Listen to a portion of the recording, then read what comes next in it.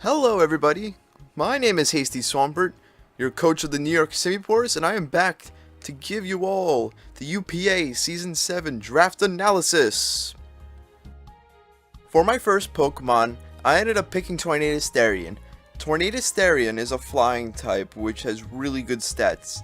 The main stat, which really gets the most attention, is its 121 speed. With that speed stat, I can be able to outspeed threats like Alakazam, Gengar, and the Lottie twins. Those are just a few examples. Another advantage that Tornadus gets is its move pool, and the fact that it has good enough offenses to take advantage of it. 100 attack and 110 special attack. And it gets moves like Knockoff, Superpower, Hurricane, Focus Blast, Grass Knot, U-Turn, Psychic. Those are all really good moves that Tornadus can take advantage of.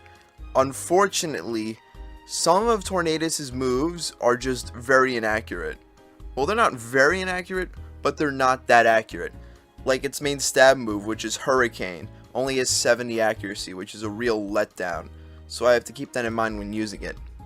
After getting Tornadus, I wanted a Pokemon that could be able to block any type of electric move that goes in the way of Tornadus, because electric types can be very threatening. So because of that, I ended up picking Excadrill. Another reason I picked Excadrill is because it has the move Rapid Spin, which is very good for removing Stealth Rocks, which also hurt Tornadus. Another advantage is that Excadrill itself gets Stealth Rocks, and it also has Steel typing in its typing. And that's good because you're able to hit Fairy types too for super effective damage. Excadrill is going to be one of my Z move users. You only get 2. And the reason for that is because it has 135 attack, which is very good. And it also has enough coverage moves to take advantage of it with Ground, Steel, and Rock. You hit a lot of Pokemon with those 3 types alone. And I think Excadrill is going to put in a lot of work this season, and I can't wait to use it. For my third pick, I wanted a physical wall that would be able to take fire tips with relative ease. So because of that, I ended up picking Slowbro. Slowbro has really good bulk overall and 95 hit points, 110 physical defense, and it has 80 special defense, which isn't crazy, but it can take a few special hits. Not too many though, just a few. And another advantage that Slowbro has is that it has a really good move pool. It has Slack Off, first off, for relatively good recovery. It gets Thunder Wave. It gets Toxic like every other Pokemon. It gets Psychic, Scald, it gets Grass Knot, it gets Fire Blast, and it also has the offensive stats to take advantage of those good coverage moves, which is another good thing. But one of Slowbro's main selling points is its ability in Regenerator, which lets you recover a third of its health.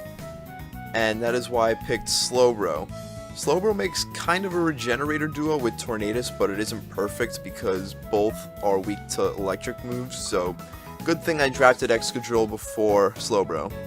After picking Slowbro, I thought it would be a good time to get my Mega Evolution, so I picked Mega Houndoom.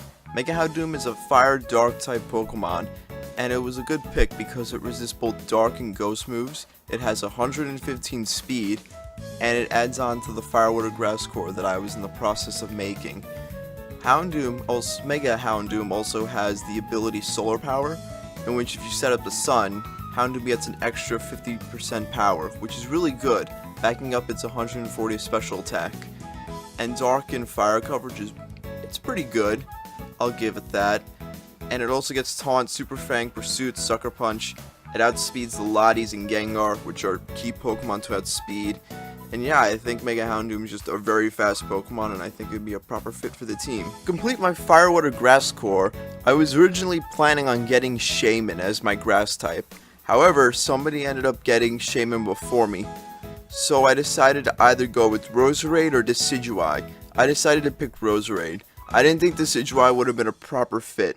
The reason I picked Roserade was because it has a good move pool in Shadow Ball, Dazzling Gleam, Extra Sensory, and it also has the ability to use Technician Hidden Powers, thanks to its hidden ability. It also gets Natural Cure, which restores itself of status when you switch Roserade out. Another advantage that Roserade has is its utility moves and spikes and sleep powder. Putting a Pokemon to sleep can be a game changer in an instant, which is what I really like about sleep powder.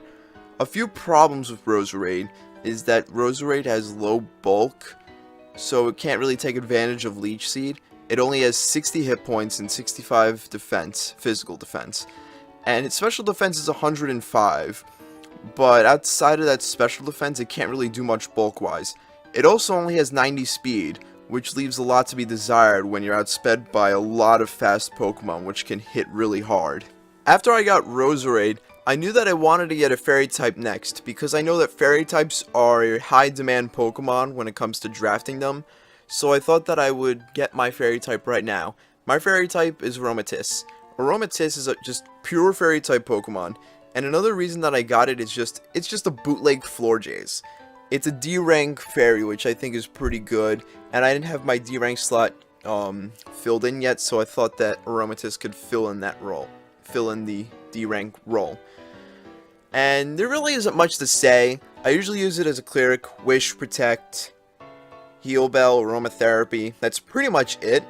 It can take on dragons like Latios and Latias, which is cool. But there isn't much to it. It's just a pure fairy type, and I knew that it would be very valuable for the team. At this point, I knew that I wanted to get myself a fighting type wall breaker because I didn't have that many wall breakers yet, and I didn't have a fighting type yet. So to fill this role, I ended up getting myself Heracross, and Heracross is a bug fighting type Pokemon. Heracross is a really good fighting type because it actually has 2 solid stab moves in Mega Horn and Close Combat. Both are base 120 power. And add on stab, it's pretty darn good. Another advantage that Heracross has is that it has the Guts ability, which lets it take status like Burns very well, and use it to just pummel through any fat teams that get in its way. A Sableye can Will-O-Wisp it, and then boom, it's gone. And it also gets Moxie, which is good for cleaning up late game. Heracross I think will be a really good addition to the team, and I cannot wait to start using it. Because I got myself a Fairy type Pokemon, I thought I would get myself a Steel type wall, just so I can make myself a Fairy Steel Dragon Core. My Steel wall of choice is Registeel. Registeel has 80 hit points, 150 physical defense, and 150 special defense, which is pretty darn good. Registeel also has moves like Stealth Rock and Thunder Wave to help speed control. Registeel also gets Seismic Toss, which is a somewhat handy move to give out damage. Unfortunately, Registeel has 2 big flaws. One of its flaws is its lack of reliable recovery. It only has rest. Another big problem with Registeel is its very low offenses. It only has 75 attack and 75 special attack. And because it's a legendary, you would expect it to have more. But unfortunately, it's pretty low. But I think Registeel will be able to fit the bill for a Steel type. For my Dragon type for the Fairy Steel Dragon Core, I ended up picking Kyurem, the regular Kyurem, not Kyurem Black. And the reason I picked it was because it had really good power as a Dragon type. 130 special attack is pretty good, pairing it up with Draco Meteor. And I also thought that it would be cool to also have an Ice type, which is what Kyurem is, being a Dragon Ice type. And it has Earth power, it has Dragon Pulse, Ice Beam. Unfortunately, it gets worn down very easily because it's prone to every single hazard. It's weak to rocks, spikes, and toxic spikes too. Another problem that Kyurem has is that it has a lot of weaknesses. Rock, fighting, steel, dragon, fairy, it's plenty. And another issue is its ability. It isn't that useful, and it could have had a better ability besides pressure. But Kyurem has 95 speed, which isn't too bad, and 130 offense is pretty good. My roster was missing an electric type, so I thought now would be a really good time to get my electric type. The original electric type that I was planning on getting was Jolteon, because it had Volt Absorb, giving my team an extra immunity to electric moves, and it also had 130 base speed, which is really good. Unfortunately, somebody took Jolteon before I had the chance to, just like Shaman. So instead, I ended up getting myself Electivire. Electivire is... I've never really tried Electivire before, but it had a really good attack set of 123, It also has good coverage because it gets Ice Punch, Fire Punch, Earthquake. Not many electric types get Ice Punch, or Fire Punch for that matter, so I think that's pretty cool. And it also has Motor Drive, which makes it immune to electric moves, and if it gets hit by an electric move, I gain another stage of speed, which is pretty awesome. Unfortunately, Electivire's speed is low, comparing itself to other electric types, because most electric types fully evolved have over 100 speed. However, Electivire only has 95 speed, which is an issue. And another problem is that it's frail. But I'm planning on using Electivire as my other Z-move user, and I know it's quite a gamble, but I think that it's a gamble that I'm willing to take. And with 123 attack, I thought that it would be able to be a good enough of a Z-move user. And it has the coverage for it, but we'll see.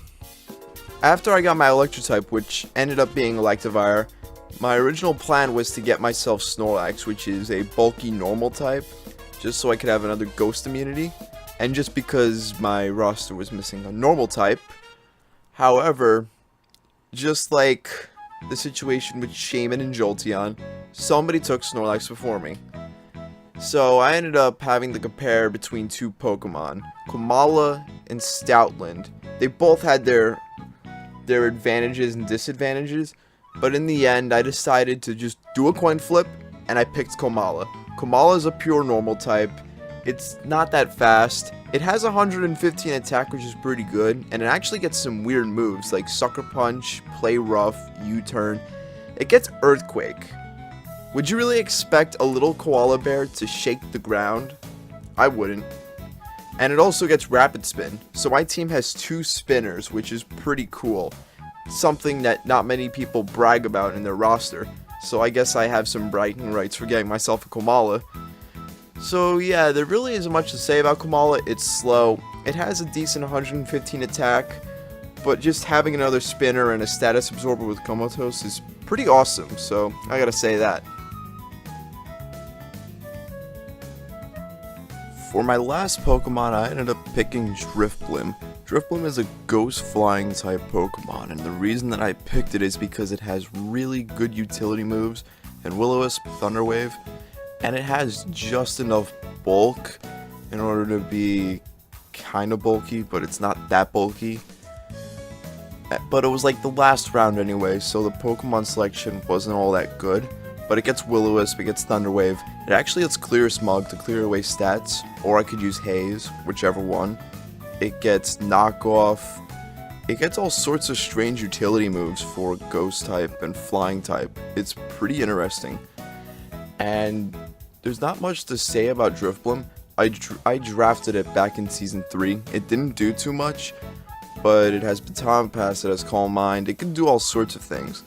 But I don't know what I'm going to do with it, but that is it for my draft. I hope you enjoyed this video. Sorry it took very long to make. This took longer than it took God to make the whole entire universe, so that's something. But I hope you enjoyed the video, and make sure to root for the New York Simipours. And if you do enjoy it, leave a like, comment, subscribe, and I will see you all next time.